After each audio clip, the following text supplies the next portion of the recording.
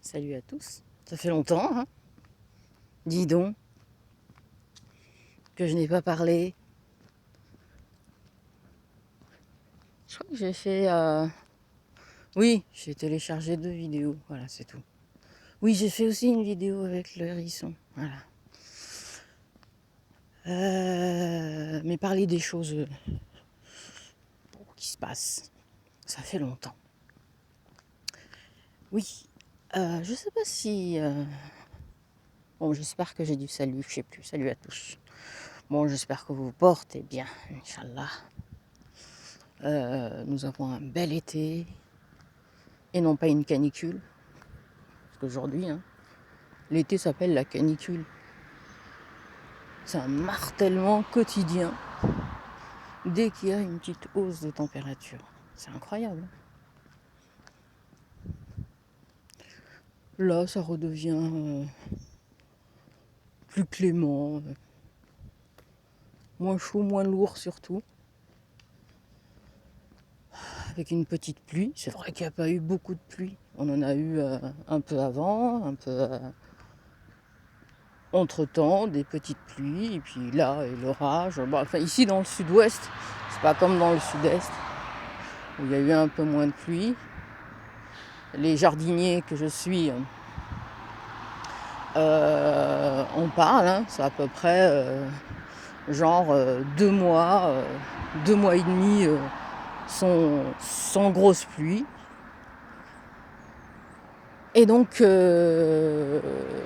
j'en viens à ce gars, j'allais dire monsieur mais c'est pas le cas, à ce gars qui a été interviewé. Il y a eu 2 reportages courts faits par la télévision, TF1 et Le Parisien en parlent, qui cultive, selon ses dires, sans une seule goutte d'eau. En plus, il est dans un endroit où il est un peu dans le nord, dans la région, près de la région parisienne, je sais plus trop. Par là, en tout cas. Et dans ce reportage, on mettrait le lien où il disait ça fait 6 mois qu'on n'a pas eu une goutte d'eau. Très vérifiable, hein. Les gens ils ont fait leur travail, ils ont vérifié. De toute façon, il faut aller sur internet et regarder les précipitations pour voir s'il a plu ou pas. Et qui dit qu'il cultive sans goutte d'eau. Donc regardez le lien. Et qu'on n'a pas besoin d'eau pour faire pousser les tomates. Mais qui, dans un autre reportage, raconte autre chose. Et surtout à ses collègues. Enfin, vous verrez la vidéo, c'est assez frappant. De voir la façon dont il la raconte, comment il omet beaucoup de choses. Il ment. Non, voilà. Le mensonge par omission, c'est du mensonge. Voilà. Et bon, la question est, c'est pas pourquoi ce gars ment, oui. Il ment, puis c'est tout. Mais c'est pourquoi on nous montre ça maintenant.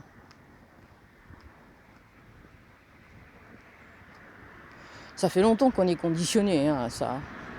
Réchauffement climatique, donc en été, quand il fait chaud, c'est pas normal. Il devrait faire moins 20. Si c'est le réchauffement climatique, attendant l'hiver, hein, peut-être que même s'il y a des pénuries de gaz et d'électricité et d'essence, etc., on aura un hiver caniculaire. Voilà. Donc pas de problème. Ça va pas beaucoup nous toucher, puisqu'on sera en t-shirt.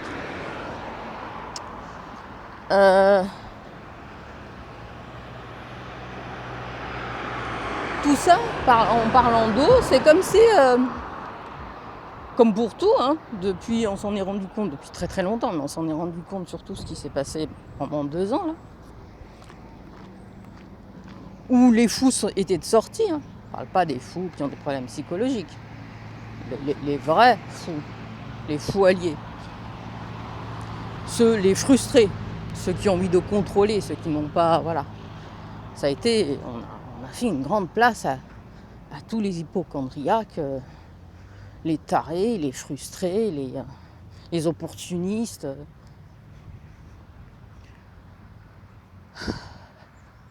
qui avaient envie et qui ont envie d'être des chefs, mais qui n'ont pas l'occasion d'être des chefs. Et cette fois-ci, ils pouvaient exercer une autorité, un contrôle sur les autres.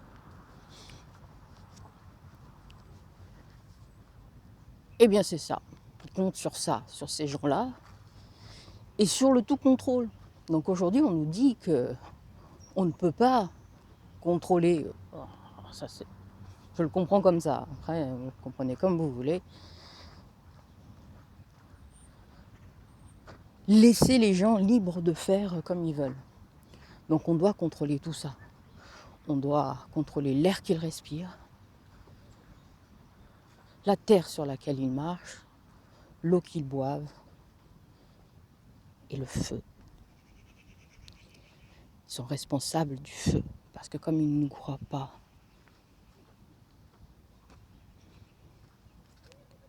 le feu, lui, est là pour leur montrer que le monde change et qu'il va falloir accepter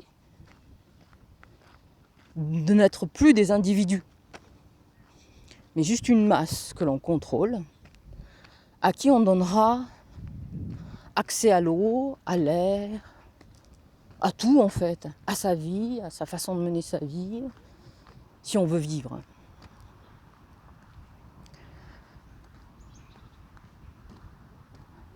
Enfin, c'est moi qui... Je comprends ça comme ça. Je me demandais comment ça se faisait que... J'étais sur YouTube et je regardais des jardiniers ulcérés par ce type qui a compris ça tout seul, qu'on pouvait avoir des tomates, voilà, parce qu'il n'était qu'avec des tomates, hein, sans une seule goutte d'eau.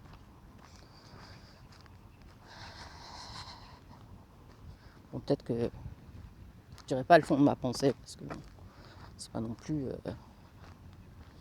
avec tout ce qui s'est passé, il n'y en a pas eu beaucoup, même presque pas du tout, qui se sont... peut-être qu'ils n'ont pas compris ce qui se passait, peut-être qu'ils ne comprennent pas ce qui se passe non plus. Hein. Voilà, qui se sont un petit peu révoltés, qui ont été un petit peu choqués par tout ce qui se passait. Après, il y a des gens qui n'ont pas envie de se mettre en scène, de montrer leur désaccord. Voilà. Donc, je ne suis pas trop d'accord avec tous ceux qui sur Internet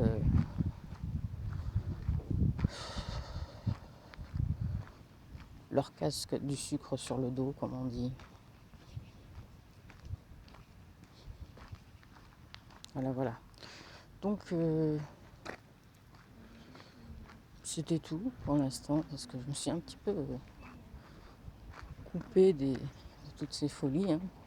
Par contre, vous, hein, on a tous observé que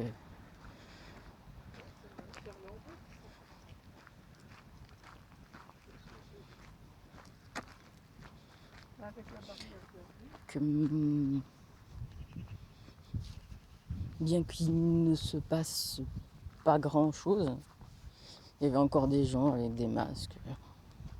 C'est même pas des vieux, hein. Des jeunes dans la rue. En intérieur, on se dit... Parce qu'ils sont bombardés tous les jours avec les soi-disant cas. Et là, on repart, hein, si vous avez bien remarqué, sur le terrorisme. Comme si on ne terrorisait pas assez avec Vulcain. On nous terrorise avec... Enfin, les gens qui sont terrorisés. Moi, je ne suis pas terrorisé. Hein. Ça ne me fait pas peur. Hein. Le terrorisme. Parce que la terreur, c'est eux. Ce sont eux qui la génèrent. Et Salman Rushdie. Je ne sais pas si on en parlera peut-être plus tard. Si vous avez remarqué. Attends, est-ce qu'il y a des mûres ici? J'en ai déjà mangé pas mal. Puis un mélange de mûres et de framboises aussi, j'en ai trouvé. C'est très très bon. Pas ici, mais ailleurs. Non, il n'y en a plus. Ils ont été mangés. Ici, peut-être plus loin. Ah, et voilà.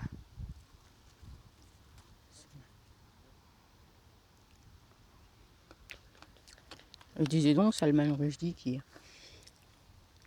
risque de perdre un œil.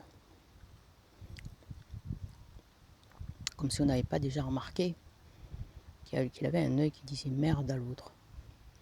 Et quel œil! Nous verrons plus tard. Allez, ciao.